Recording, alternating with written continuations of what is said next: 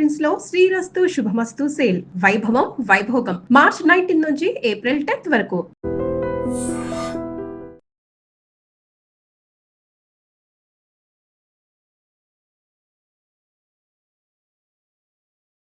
ఈరోజు చాలా పెట్రోల్ బంక్స్లో చాలా రష్ కావడం జరిగింది. ముఖ్యంగా పబ్లిక్ అందరు కూడా చాలా ప్యానిక్తోని అందరు కూడా పెట్రోల్ బంక్స్ దగ్గర పోతున్నారు.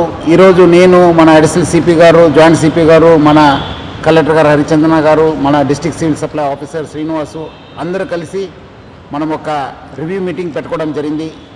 దాంట్లో మనకు తెలిసిందేమంటే ఎటువంటి స్కేర్సిటీ లేదు, మనకు సఫిషియంట్ స్టాక్ ఉంది. 60 రోజుకు సరిపోయేంత స్టాక్ ఉంది.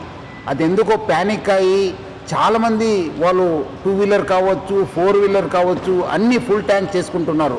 మనము మొన్న 22 రోజు చూస్తే 3024 KL మనకు ఆ రోజు సేల్ కావడం జరిగింది. నిన్నే చూస్తే 6400 KL మనము సేల్ కావడం జరిగింది. అంటే ఆల్మోస్ట్ డబల్ సేల్ కావడం జరిగింది. పబ్లిక్ అంతా ప్యానిక్తోని ఫుల్ చేసుకుంటున్నారు. ఎవరు కూడా ప్యానిక్ కావద్దు. సఫిషియంట్ ఫ్యూయల్ ఉంది మా దగ్గర, సఫిషియంట్ స్టాక్ ఉంది. ప్యానిక్తో వచ్చి అన్ని దగ్గర లైన్ కడుతున్నారు, చాలా వాల్ టైం కూడా వేస్ట్ చేస్తున్నారు. ఒక ప్యానిక్ సిచ్యువేషన్ క్రియేట్ చేయడం జరుగుతుంది. సో మనం కూడా అన్ని చోట్ల కూడా బందోబస్తు చేయడం జరిగింది. రెవెన్యూ సైడ్ నుంచి కూడా వాళ్ళ ఆఫీసర్స్ని పెట్రోల్ బంక్స్ దగ్గర పెట్టడం జరిగింది. ఈ మధ్యలో కొంత పెట్రోల్ బంక్స్ కూడా నో స్టాక్ ఎందుకు పెట్టారంటే మనము డబల్ సేల్ కావడంతో ఉన్న ట్యాంక్లో ఉన్న మొత్తము ఫ్యూయల్ అయిపోయింది. సో ఈ రీఫిల్లింగ్ కోసము మనకున్న 320 ట్యాంకర్స్ ఉన్నాం హైదరాబాద్ సిటీలో. రావడంలో కొంచెం టైం కావడంతో అక్కడ నో స్టాక్ పెట్టడం జరిగింది. కానీ ఫ్యూల్ లేదని చెప్పి వాళ్ళు నో స్టాక్ పెట్టలేదు.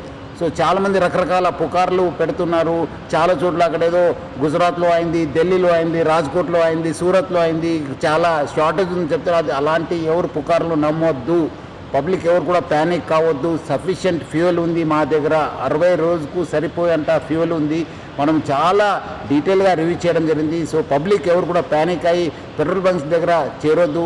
మీకు సఫిషియంట్ స్టాక్ ఉంటుంది. ఎవరు కూడా ఫుల్ ట్యాంక్ చేసుకొని మళ్ళీ అనవసరం కూడా ఇబ్బంది పడొద్దని చెప్పి నేను మరీ కోరుతున్నాను.